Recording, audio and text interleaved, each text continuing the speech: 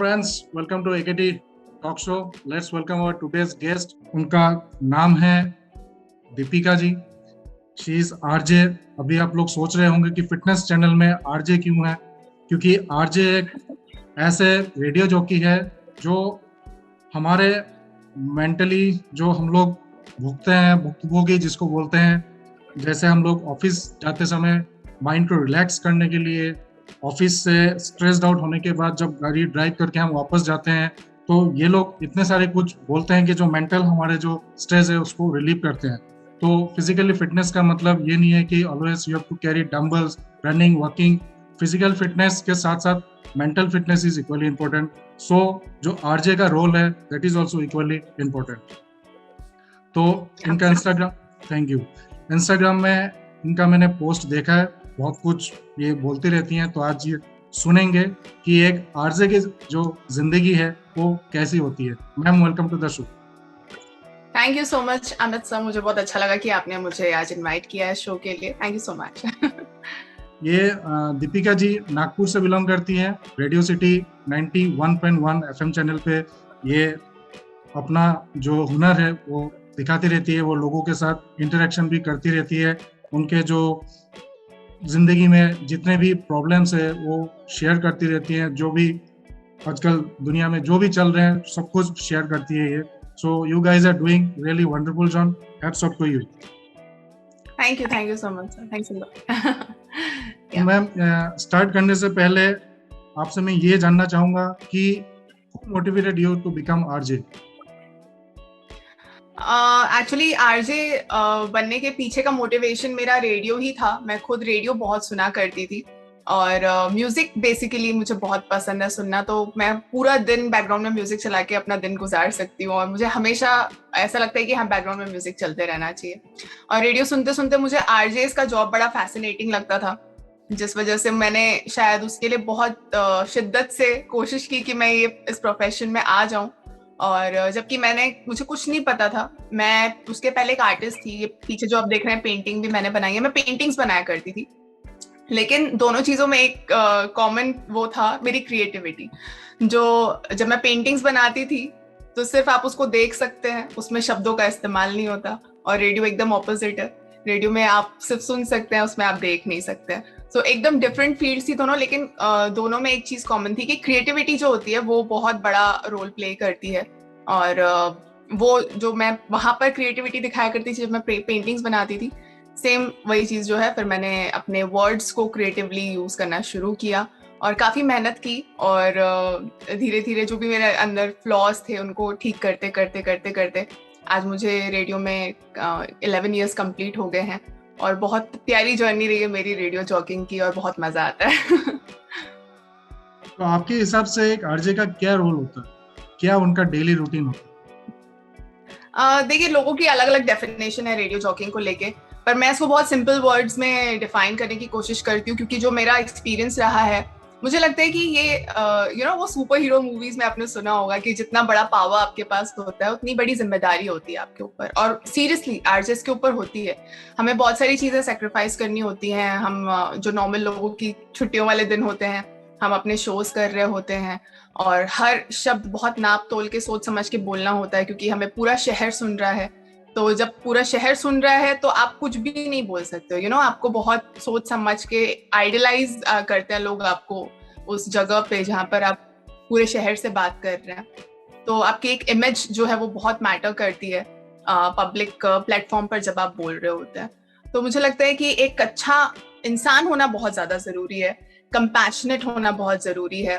बातें तो बहुत लोग कर लेते हैं, लेकिन मुझे लगता है कम शब्दों में इफेक्टिवली अपनी बात कहने का हुनर वो बहुत ज्यादा जरूरी है. क्योंकि आरजे के पास पूरा टाइम बोलने का टाइम नहीं होता. लोगों को लगता है कि जो बहुत ज्यादा बोलते हैं ना वो आरजेस बन सकते हैं, बट ये बिल्कुल ऐसा नहीं है. इनफैक्ट हमको बहुत कम टाइम दिया जाता है. 1 मिनट का टाइम दिया जाता है बहुत सारे गानों के बीच में. जब हम 1 मिनट के लिए आते हैं और अपनी पूरी बात को 1 मिनट में जो है कहना होता है, तो आप कितने अच्छे वर्ड्स यूज करके इफेक्टिवली अपनी बात लिसनर तक पहुंचा सकते हैं. मेरे ख्याल से वो बहुत अच्छा टैलेंट जो है वो जिनके अंदर होता है वो ये फील्ड में आ सकते हैं. और आवाज तो धीरे धीरे पॉलिश हो जाती है. लोगों के एक्सेंट पॉलिश हो जाते हैं, प्रोनाउंसिएशन धीरे धीरे करेक्ट हो जाते हैं. बट मेन चीज मुझे ये लगती है कि कंपैशनेट होना चाहिए, हार्ड वर्किंग होना चाहिए, थोड़ा सा एडजस्ट करने वाला उनका नेचर होना चाहिए, तो डेफिनेटली इस फील्ड में आ सकते हैं। Great great ma'am. Actor actors के लिए भी जैसे स्क्रिप्ट लिखा हुआ जाता है, एक मूवीज का स्क्रिप्ट होता है, या एक दिन पहले या 2 दिन पहले उनको स्क्रिप्ट दिया जाता है, तो वो लोग स्क्रिप्ट पढ़ के फिर डायलॉग डिलीवरी करते हैं, लेकिन आप लोगों के लिए ऑन द स्पॉट आप लोगों को बोलना होता है, तो ये क्या नेचुरल है या कुछ मतलब कुछ अलग सा मंत्र है? व्हाट इज द क्या चीज है? ये भी मैंने एक बार आयुष्मान खुराना का इंटरव्यू लिया था, और वो खुद पहले एक आरजे रह चुके हैं, आपको पता होगा, आरजे, और फिर वो वीजे रह चुके हैं, रोडी रह चुके हैं, फिर वो एक्टिंग में आ गए। उनके वर्ड्स हैं, उन्होंने ये कहा था कि उन्होंने जो भी कुछ किया है सबसे टफ था उनके लिए रेडियो जॉकी। उन्होंने खुद ये चीज एडमिट की थी। तो क्योंकि यहाँ पर आप लाइव मीडियम पे बोलते हो ना, आपको रीटेक्स करने का टाइम नहीं मिलता है। सो ये भी बहुत ही थ्रिलिंग चीज होती है कि आप ये भी चीज धीरे धीरे सीखते हैं, क्योंकि कोई पैदाइशी आर्जन नहीं होता है। लेकिन अगर उन्होंने सोचा, जैसे किसी आजकल बच्चों को हम लोग देते हैं सेशंस, हमको स्कूल से इनविटेशंस आते हैं कि आप हमारे बच्चों, तो उनके अंदर अभी से वो आ गया है कि हाँ मुझे बड़े होके रेडियो में जाना है, तो वो अभी से अपने आप को पॉलिश करते हैं।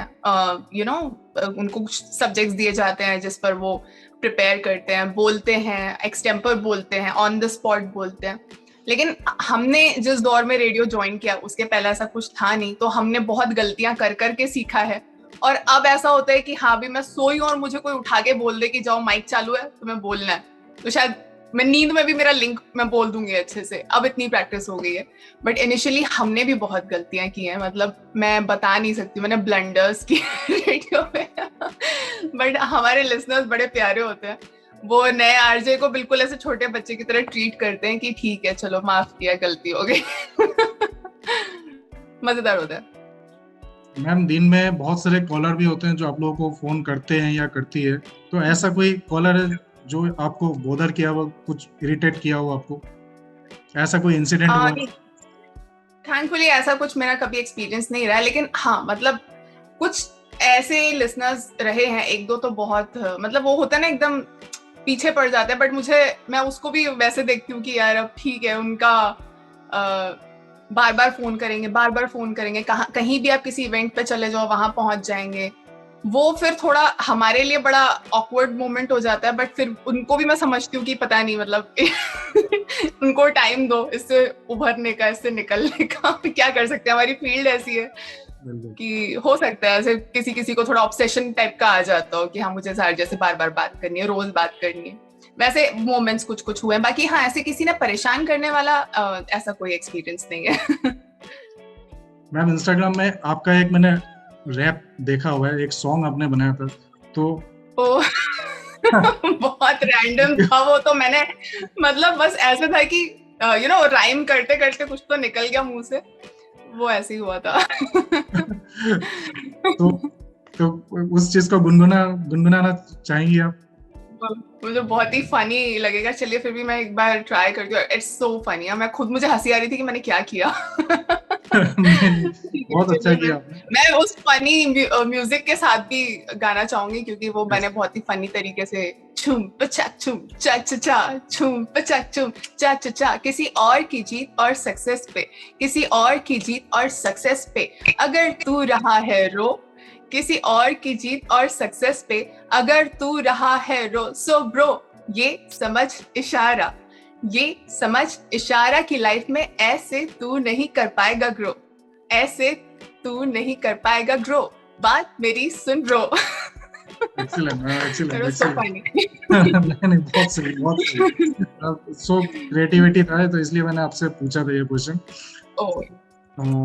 इतने भागदौड़ जिंदगी में fitness is also equally important, तो आप फिटनेस को किस हिसाब से देखती हैं? फिटनेस को आप किस मुकाम पे आप पहुंचाना चाहती हैं? मतलब ऐसे फिटनेस जो एक आजकल बहुत बड़ी टॉपिक है, क्योंकि आजकल कोविड भी हुआ है, बहुत सारी बीमारी हो गई, तो अपने आप को फिट रखने के लिए इतने जो बिजी शेड्यूल में भी कैसे टाइम निकाल के अपने आप को फिट रखती है? मैं एक्चुअली जितना करना चाहती हूँ ना, मैं शायद उसका 10% भी नहीं कर पाती हूँ। और अभी पिछले 2 सालों में कोविड की वजह से सीरियसली मैंने बहुत मेहनत की थी। उसके पहले तक मैं डेली, मतलब मेरा डाइट बहुत स्ट्रिक्ट था और वर्कआउट मैं डेली 1 घंटा करती ही थी। अगर डेली नहीं भी कर पा रही हूँ तो भी ऑल्टरनेट डे मेरा रहता था कि 1 आवर मैं वर्कआउट को देती थी। और मैं होम वर्कआउट ही करती हूँ, मैं कभी जिम नहीं जाती। और या नहीं तो मैं वॉक पे चली गई अगर वर्कआउट नहीं हो पा रहा है, या फिर स्किपिंग कर ली, बैडमिंटन खेल लिया। मतलब कुछ तो भी फॉर्म में आपका वर्कआउट होना चाहिए।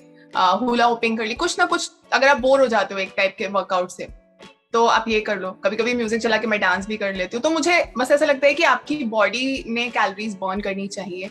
और अभी भी मैं सीरियसली बता रही हूँ, मैं जितना करना चाहती हूँ मैं उतना नहीं कर पाती हूँ। बट डेली लाइफ में आप जितना एक्टिव रखते हैं खुद को, मुझे लगता है वो भी आप कर लें तो भी आपको जरूरी नहीं है कि आप वर्कआउट ही करो तो आपकी बॉडी एक्टिव रहेगी। जैसे कि अगर मुझसे नहीं हो पाता है वर्कआउट तो मैं स्टेयर्स का इस्तेमाल करती हूँ। सीढ़ियाँ, मेरी ऑफिस 4th फ्लोर पर है, मेरा फ्लैट जो 3rd फ्लोर पे है। सो अभी मैं कुछ दिनों से ये प्रैक्टिस कर रही हूँ, मैं लिफ्ट का यूज नहीं करती हूँ, उतरती चढ़ती सीढ़ियों से हूँ।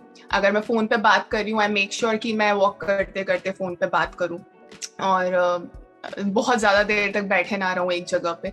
ऑफिस में भी जैसे मेरा 4 घंटे का शो होता है तो 4 घंटे एक जगह बैठे रहने के बजाय मैं जानबूझ के बहुत सारे काम जो है बाहर के कंप्यूटर से जाके करती हूँ ताकि उतने में मेरा मूवमेंट हो जाए। तो ये छोटी छोटी चीजें। और इंटरमिटेंट फास्टिंग मैं करती हूँ जो मुझे सूट करता है। किसी को अगर सूट नहीं करता है तो ना करें, क्योंकि बहुत ज्यादा लोगों को हेल्दी भी नहीं लगता है वो, पर मुझे सूट करता है तो मैं वो करती हूँ। मतलब मिनिमम 12 आवर्स का या 14 आवर्स का मेरा गैप रखती हूँ मील्स के बीच में। तो ये कुछ चीजें जो हैं ये मैं फॉलो कर रही हूँ। लेकिन मैं और चाहती हूँ करना, मैं डेली वर्कआउट प्रैक्टिस करना चाहती हूँ। अभी वेदर यहाँ पे थोड़ा सा चेंज हुआ है तो मैं डेली वॉक पे जा रही थी, अब मैं वॉक पे नहीं जा पा रही हूँ। पर ये है कि आपने खुद को पुश करते रहना चाहिए इस चीज के लिए, हमेशा आगे बढ़ने के लिए और अच्छा करने के लिए। और कॉन्शियस रहना चाहिए। कॉन्शियस ईटिंग बहुत जरूरी है, अच्छी नींद लेना बहुत जरूरी है, माइंड को अच्छा रखना बहुत जरूरी है। उसके लिए आप मेडिटेट करें, म्यूजिक सुने, अच्छा म्यूजिक सुने।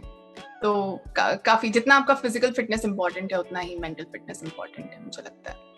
ग्रेट मैम, जाते जाते लास्ट क्वेश्चन आपसे पूछना चाहूंगा कि what are your future plans?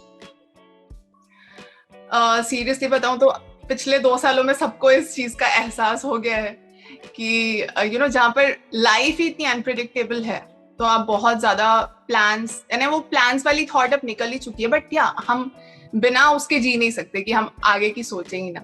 तो मैं अगर सोचती हूँ हम लोग होप्स पे तो जीते ही हैं कि अभी तो जो चल रहा है वो अच्छा है, लेकिन आगे हमारी क्वालिटी ऑफ लाइफ जो है वो थोड़ी और अच्छी बने। मतलब टाइम का फ्रीडम मैं हमेशा से चाहती हूँ कि मेरे पास खुद का टाइम का फ्रीडम हो। मैं जिस तरीके से अपने दिन को चलाना चाहूँ मैं वैसे चलाऊं। तो मेरे प्लान्स बेसिकली उसी पे हैं। ज्यादा अच्छा फैमिली टाइम हो, ज्यादा अच्छा खुद के लिए टाइम हो, खुद से रिलेटेड जो चीजें मुझे करना अच्छा लगता है उसके लिए मेरे पास टाइम हो। तो वो अभी मेरे प्लान्स में सबसे इम्पोर्टेंट है। वो मेरे पास, मैं उस विजन पे काम कर रही हूँ, देखते हैं कब तक फुलफिल हो पाता है। wish you all the best for your all future assignments। और स्वस्थ रहिए, अपने परिवार का भी ध्यान रखिए और नागपुर सिटी का भी ध्यान रखिए। And many thanks for coming to the show।